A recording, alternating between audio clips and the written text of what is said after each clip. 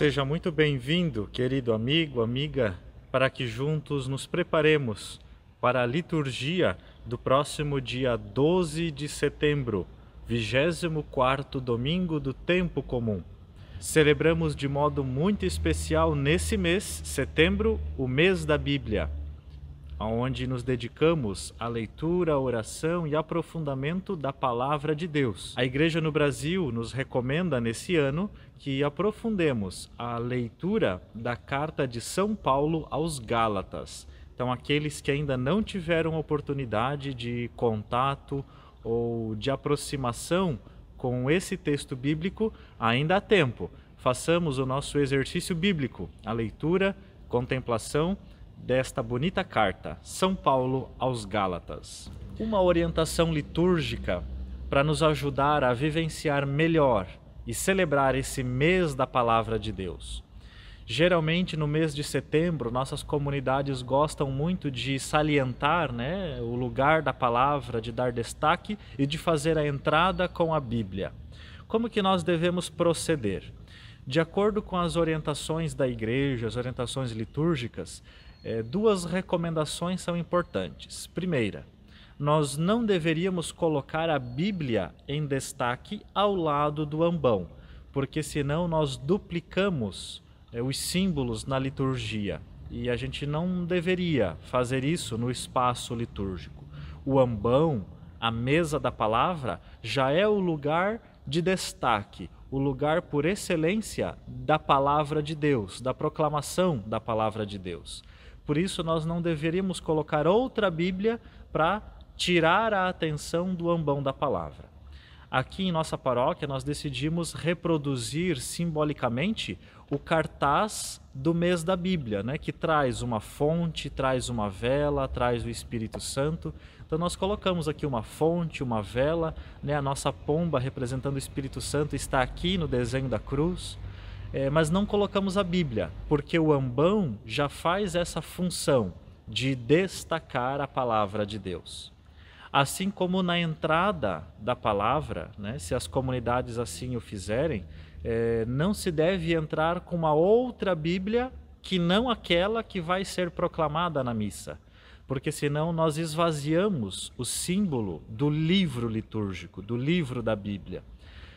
O ideal é que quando fazemos essa entrada da Bíblia, nós façamos com o próprio lecionário, com o próprio livro que vai ser proclamado às leituras, porque assim a palavra entra, é colocada solenemente no ambão e ali já é proclamada.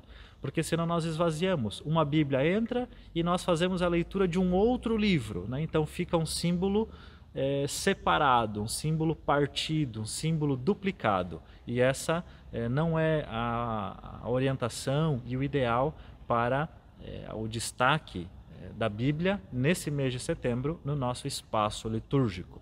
Juntos, passemos ao primeiro passo desse exercício para nos preparar para a liturgia dominical, que é a leitura. Leitura do livro do profeta Isaías. O Senhor abriu-me os ouvidos, não lhe resisti, nem voltei atrás. Ofereci as costas para me baterem e as faces para me arrancarem a barba. Não desviei o rosto de bofetões e cusparadas, mas o Senhor Deus é meu auxiliador. Por isso, não me deixei abater o ânimo, conservei o rosto impassível como pedra, porque sei que não sairei humilhado. A meu lado está quem me justifica. Alguém me fará objeções? Vejamos. Quem é meu adversário? Aproxime-se. Sim, o Senhor Deus é meu auxiliador. Quem é que me vai condenar? Palavra do Senhor. Graças a Deus. Uma leitura do Antigo Testamento, o profeta Isaías, que é muito conhecido no seu livro pela imagem do servo sofredor. Ele apresenta a imagem do povo de Deus, ou então do Messias como aquele que vem para salvar e tem o seu caminho, a sua missão marcado pelo sofrimento, que ele traz essas realidades, bofetões, cusparadas, zombarias. Então é interessante notarmos esse tom da leitura. Chama atenção para as seguintes palavras e expressões. bofetões, cusparadas. Aqui mais ao final da leitura tem duas perguntas, então nós salientamos o tom de interrogação dessas frases. E também quando diz resistir, né, com uma tonalidade acentuada ao final da palavra, e a expressão rosto impassível, né, que também devemos aí cuidar na proclamação dessa leitura. O Salmo responsorial, Salmo 114.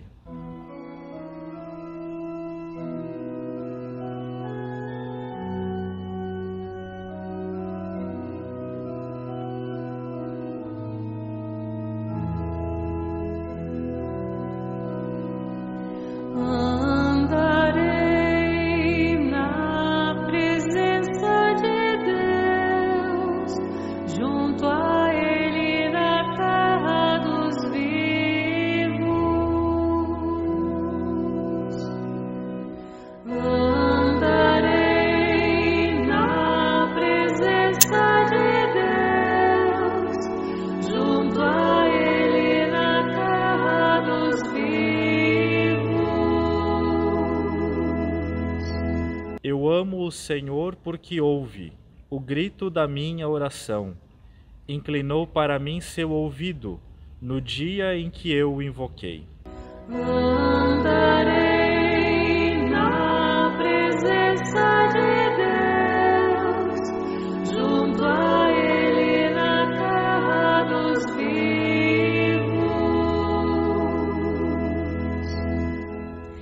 Prendiam-me as cordas da morte, apertavam-me os laços do abismo, invadiam-me angústia e tristeza. Eu então invoquei o Senhor. Salvai, ó Senhor, minha vida. Andarei na presença de Deus, junto a Ele na terra dos vivos.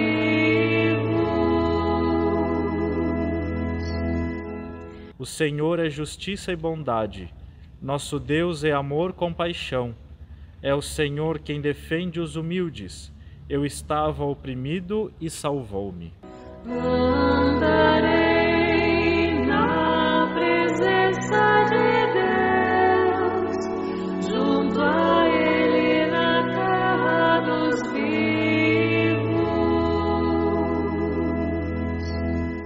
Libertou minha vida da morte, enxugou de meus olhos o pranto e livrou os meus pés do tropeço. Andarei na presença de Deus, junto a Ele na terra dos vivos. Andarei na presença de Deus, junto a Ele na terra dos vivos.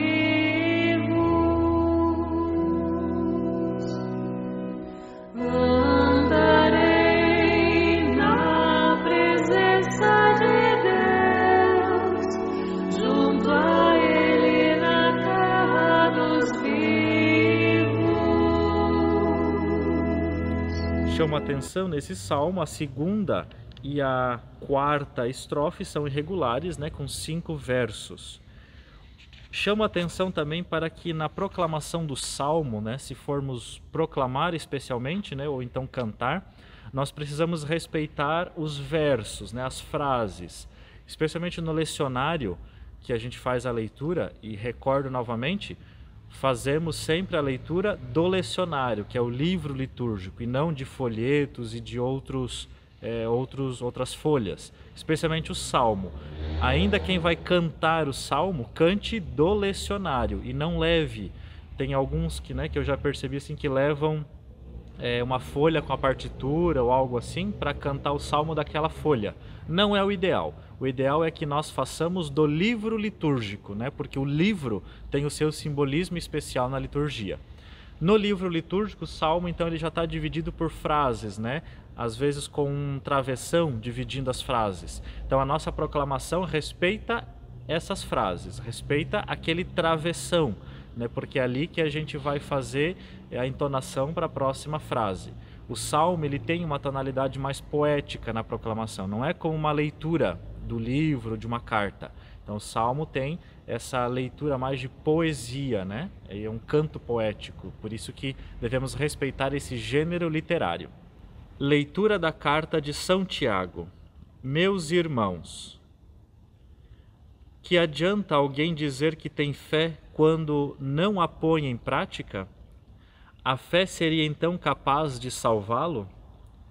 Imaginai que um irmão ou uma irmã não tem o que vestir e que lhes falta a comida de cada dia. Se então alguém de vós lhes disser: ide em paz, aquecei-vos, e comei-a à vontade, sem lhes dar o necessário para o corpo, que adiantará isso? Assim também a fé, se não se traduz em obras, por si só está morta. Em compensação, alguém poderá dizer: tu tens a fé, eu tenho a prática. Tu mostra-me a tua fé sem as obras, que eu te mostrarei a minha fé pelas obras. Palavra do Senhor, graças a Deus. Uma bonita leitura de São Tiago, né? Continuação dos dois domingos anteriores que já ouvimos sobre essa carta. Aqui aquela frase famosa do apóstolo Tiago, né? A fé sem obras é morta. Chama a atenção que aqui dentro da leitura nós temos algumas frases que elas estão entre parênteses, né? Essas frases, elas querem dizer que o que está escrevendo está falando alguma coisa para alguém. Então nós devemos fazer a pausa e cuidar para entonar então que ali dentro daquela leitura, daquela frase, alguém está falando alguma coisa. E aqui mais cuidado ainda porque são duas frases de fala, né, entre aspas, em sequência. Então cuidado ali naquele trecho, bem no meio da leitura. Se alguém então de vós lhes disser: ide em paz, aquecei-vos e comei à vontade, sem lhes dar o necessário para o corpo. Então ali o e, né, nessa leitura não faz parte da frase sendo dita a alguém. Então ela está fora dessa entonação. Então cuidado para esse trecho, especialmente durante a proclamação dessa leitura. E o Evangelho tirado de São Marcos, capítulo 8. Naquele tempo, Jesus partiu com seus discípulos para os povoados de Cesareia de Filipe. No caminho, perguntou aos discípulos: quem dizem os homens que eu sou? Eles responderam: alguns dizem que tu és João Batista, outros que és Elias, outros ainda que és um dos profetas. Então ele perguntou: e vós, quem dizeis que eu sou? Pedro respondeu: tu és o Messias. Jesus proibiu-lhe severamente de falar a alguém a seu respeito. Em seguida começou a ensiná-los, dizendo que o Filho do Homem devia sofrer muito, ser rejeitado pelos anciãos, pelos sumos sacerdotes e doutores da lei. Devia ser morto e ressuscitar depois de 3 dias. Ele dizia isso abertamente. Então Pedro tomou Jesus à parte e começou a repreendê-lo. Jesus voltou-se, olhou para os discípulos e repreendeu a Pedro, dizendo: vai para longe de mim, Satanás. Tu não pensas como Deus, e sim como os homens. Então chamou a multidão com seus discípulos e disse: se alguém me quer seguir, renuncie a si mesmo, tome sua cruz e me siga. Pois quem quiser salvar a sua vida vai perdê-la, mas quem perder a sua vida por causa de mim e do Evangelho vai salvá-la. Palavra da salvação, glória a vós, Senhor. Queridos irmãos, para a nossa meditação, tomemos essa imagem do sofrimento ou da cruz. Lá na primeira leitura, Isaías falando do servo sofredor, a imagem do futuro Messias que o povo esperava, um servo, não um rei glorioso que vai viver num grande palácio e viver num mar de rosas, mas um servo que vai ajudar as pessoas e sofrer muito. No Evangelho, o próprio Jesus, ele anuncia: olha, o Filho do Homem vai sofrer muito, ser entregue nas mãos dos homens, vai ser crucificado, mas vai ressuscitar. Jesus já estava antecipando para os discípulos o seu caminho. O caminho de Jesus é um caminho de sofrimento e alegria, cruz e ressurreição. E Jesus ele está dizendo, logo depois que ele anuncia a sua paixão, que os discípulos, aquele que quer seguir Jesus, também deve abraçar a sua cruz. Por isso, a nossa meditação vai muito ao encontro disso que Jesus nos fala no Evangelho. O caminho do discípulo de Jesus é um caminho de cruz e ressurreição. Olhemos para a nossa vida. Como estamos enfrentando os momentos de dificuldade? Como nos comportamos nos momentos de alegria, especialmente em relação a Deus, em relação à igreja, à comunidade, aos pobres? E aquele discípulo que toma a sua cruz, segue Jesus, transforma a sua fé, seu seguimento, em obras concretas. Que mesmo diante das dificuldades, queridos amigos, que mesmo diante das cruzes do dia a dia, nunca percamos a esperança na ressurreição e nunca deixemos de fazer o bem, de transformar em obras a nossa fé. Que possamos, queridos amigos, diante das cruzes do nosso dia a dia, avistar sempre a luz da ressurreição. Nos ilumine a palavra de Deus, para que não desistamos no caminho do seguimento de Jesus, que é um caminho de cruz e de ressurreição, um caminho de fé e um caminho de obras. Vamos juntos fazer a nossa oração com as preces da comunidade e respondendo depois de cada prece: Senhor, fortalecei-nos no seguimento de Cristo. Senhor, fortalecei-nos no seguimento de Cristo. Quem luta pelo bem pode ser perseguido pelas forças do egoísmo e da maldade. Para que nossa Igreja jamais se deixe desanimar diante das crises e perseguições, juntos supliquemos: Senhor, fortalecei-nos no seguimento de Cristo. O Senhor está sempre do lado dos mais abandonados. Que nossas atitudes fraternas ajudem os excluídos e desanimados a sentirem-se amados por Deus e respeitados em seus direitos. Juntos supliquemos: Senhor, fortalecei-nos no seguimento de Cristo. A fé sem obras é uma fé morta. Que nosso amor a Jesus Cristo se converta em gestos concretos de amor pelos que necessitam de algum consolo espiritual e material. Juntos supliquemos: Senhor, fortalecei-nos no seguimento de Cristo. A palavra de Deus nos fortalece na hora das dificuldades. Que as palavras de Jesus ocupem lugar de destaque em nossa vida e que possamos meditar o Evangelho com mais intensidade nesse mês da palavra. Juntos supliquemos: Senhor, fortalecei-nos no seguimento de Cristo. Que possamos contemplar Jesus no Evangelho que fala da sua missão. Isaías, na primeira leitura, que fala do servo, filho de Deus, que vai sofrer e vai também salvar, consolar o seu povo. E que possamos contemplar a segunda leitura, aonde São Tiago nos exorta a transformar a nossa fé em obras. E contemplar, olhar para a nossa vida, como estamos vivendo nossa fé, como está sendo nossas obras. Está sendo de fato para ajudar as pessoas ou às vezes são obras ainda superficiais? Como compromisso, vamos nos fixar ainda mais na leitura, aprofundar mais a carta de São Paulo aos Gálatas nesse mês da palavra.